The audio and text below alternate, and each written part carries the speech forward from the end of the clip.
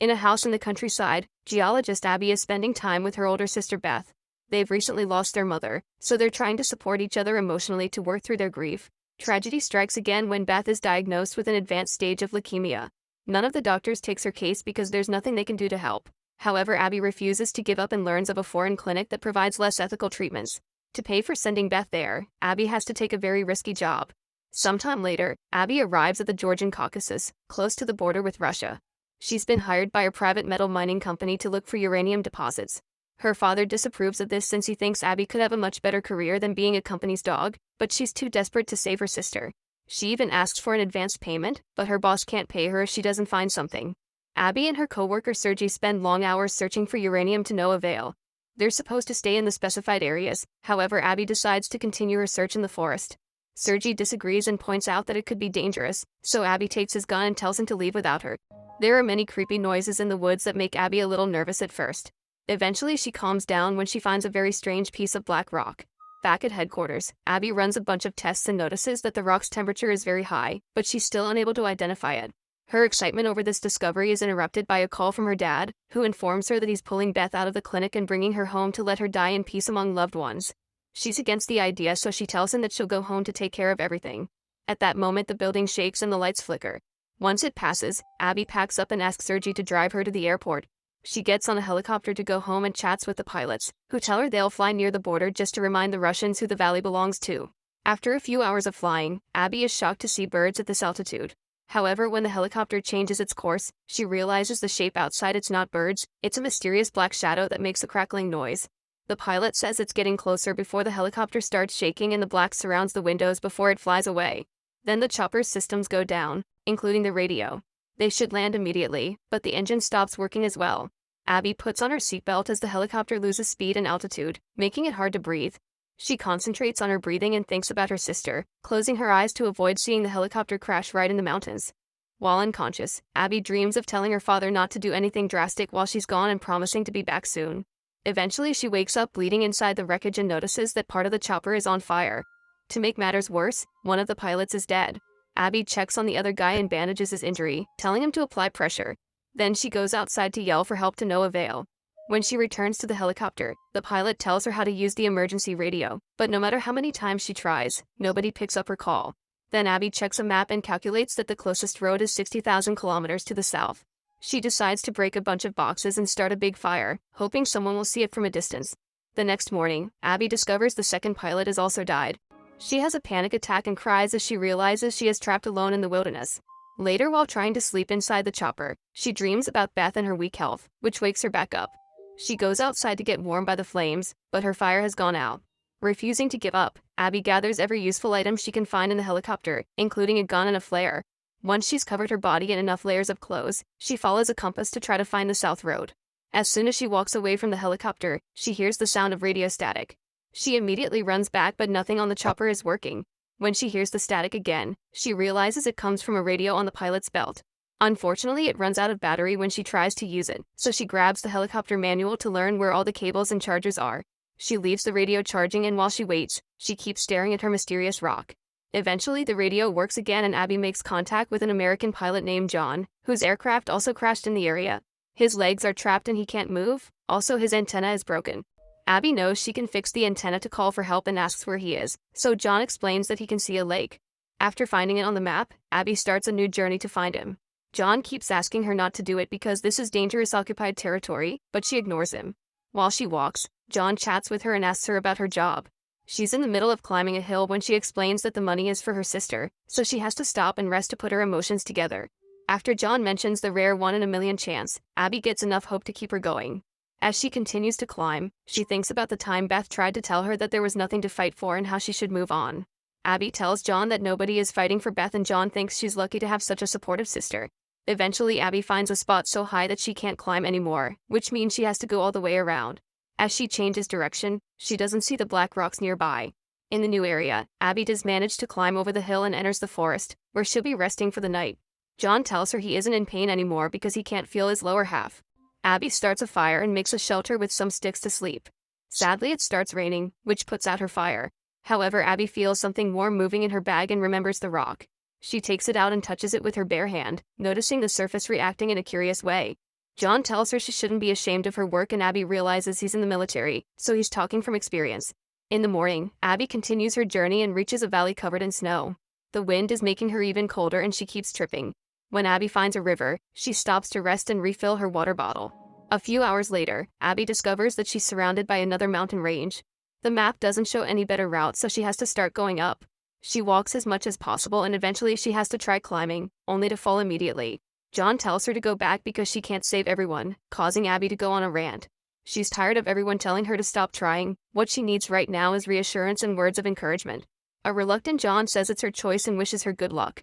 Next, Abby takes off her gloves and starts climbing again. Now she can hold on better and actually make progress. She keeps going for a while until she finds an area with nowhere for her foot to grip. When she informs John of this, he says it's a shame because she was one of his favorites and hangs up. A confused Abby tries to contact him again to no avail. Afterward, Abby takes out a tool and inserts it into the rock, but it falls when she steps on it. She takes a moment to take deep breaths and think, which helps her remember the mysterious rock. Her mind also remembers the time the doctor told her there isn't such a thing as miracles. However, one is happening right now because moving her hand is enough to make the rock change shape.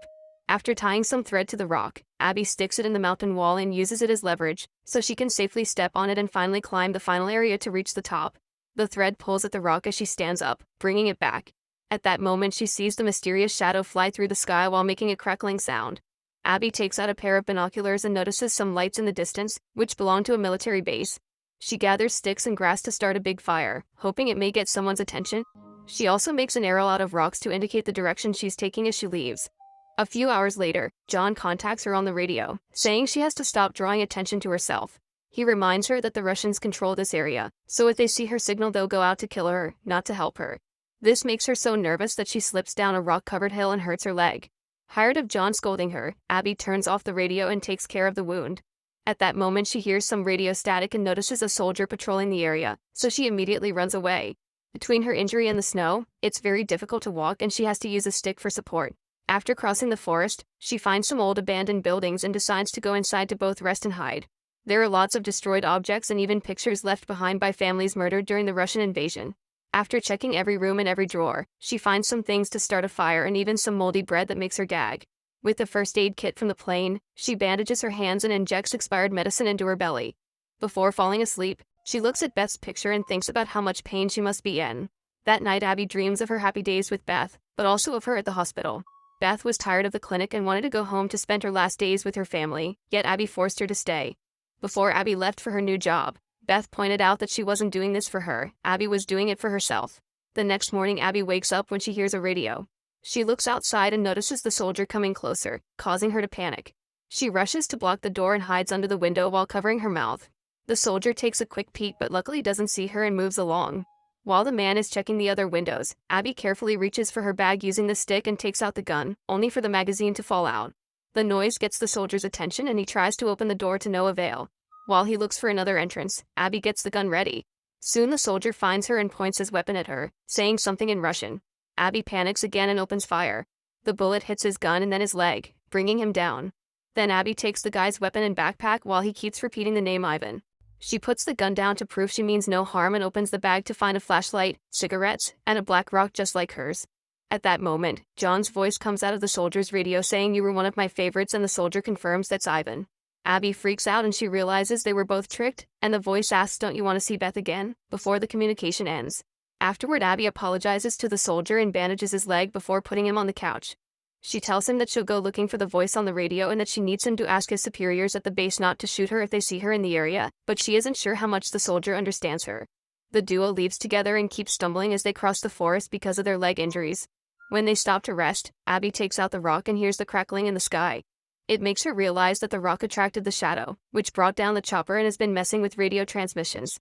That's why the one in the helicopter worked again after she walked off. Furious, Abby throws the rock away and screams in frustration. Then the duo starts crossing a valley covered in snow. As their feet move the snow away with every step, they realize they're walking on ice and this is the lake. Abby keeps a good distance from the soldier, not wanting to put too much weight on the same spot that could cause the ice to crack. Suddenly she hears the crackling noise and when she turns around, she discovers that the guy has disappeared. Abby looks around for him only for the ice to break under her feet and she falls into the hole. Luckily she manages to hold on to the surface and after lots of struggle, she climbs out. The wind starts blowing harder and soon Abby loses visibility. She yells for help but never stops moving. Eventually she finds the edge of the forest and the cigarette that the soldier left behind. Too tired to do more, Abby removes the wet clothes and gets inside a sleeping bag, hoping to get her body warm again. At that moment John's voice reappears on the radio, saying that the same happened to him some time ago. An angry Abby throws the radio away, but she can still hear John's voice sharing a story. After his plane crashed, John had to watch his crew die one by one. His heart slowed down and he thought it was over for him too, but at the last second he found deliverance. Abby falls asleep and dreams of her happy days with Beth again. She wakes up when she hears a helicopter, so she runs through the forest as she tries to get their attention. However, they can't see or hear her and the chopper leaves. The cold is starting to affect Abby deeply and she falls to her knees while hearing Beth telling her to go home. She passes out and falls through a hole that turns out to be a cave. Abby's body rolls down on hard rock and lands in a small pool. Floating next to her it's John's rotting body covered with chunks of the mysterious black rock. The bottom of the pool also has this black substance, which floats up to try to enter Abby's body. It seems this rock is some kind of identity that has been using real people's voices to lure Abby and the soldier the same way it caught John 65 years ago. When Abby wakes up, she's sitting on arid ground. As rocks float around her, the entity uses John's voice to congratulate her for making it, saying it had been afraid she'd end up like the others. Abby accuses it of causing the crashes on purpose and wants to know why it lured her here, but the entity says all decisions that brought her here were her own. As the floating rocks form half a human body, the voice explains that John agreed to become the entity's occupant to survive, and Abby's being offered the same privilege. Abby tries to walk away from the floating rocks, turning down the offer and saying she just wants to go home. The voice replies that she's already home as Beth's house appears behind her. An invisible force pushes her inside and she discovers there are piles of black rocks everywhere. The entity tells her she's afraid of death and desperate to beat it, which she can do if she surrenders to it. Abby goes from room to room trying to escape the voice and is shocked to find Beth outside. She immediately goes out and Beth holds her hand. Suddenly Abby wakes up in her sister's home and is shocked to find Beth perfectly healthy. While the crackling is heard in the background, Abby hugs Beth and cries. However, she has a vision of the hospital and realizes this is all an illusion from the entity. She comes to terms with the fact that she has to let her sister go, so Abby apologizes to Beth for pushing her beyond her limits and says her final goodbye. When Abby is about to leave the house, the radio with the entity's voice tries to convince her to stay, since this is everything she wants. Abby denies it, explaining she's learned her lesson. Without death, there's no life. Beth also begs her not to leave, however Abby opens the door and goes out to the snowstorm, screaming for help. At that moment Abby wakes up in the sleeping bag and she remembers she has a flare. She quickly lights it up and the helicopter comes back to rescue her. For the next 2 days, Abby stays in the hospital recovering. When she finally wakes up, she's in an apartment with Sergey and his grandmother. He thinks she should rest but she wants to go home, so he drives her to the airport. Sometime later, Abby and her father visit Beth at her home, where she's taken care of by a nurse. Beth doesn't have much time left, so Abby and her father go outside to have a breakdown without upsetting. Later in the evening, the nurse announces it's time. Abby and her dad sit on the bed with Beth and comfort her while she dies.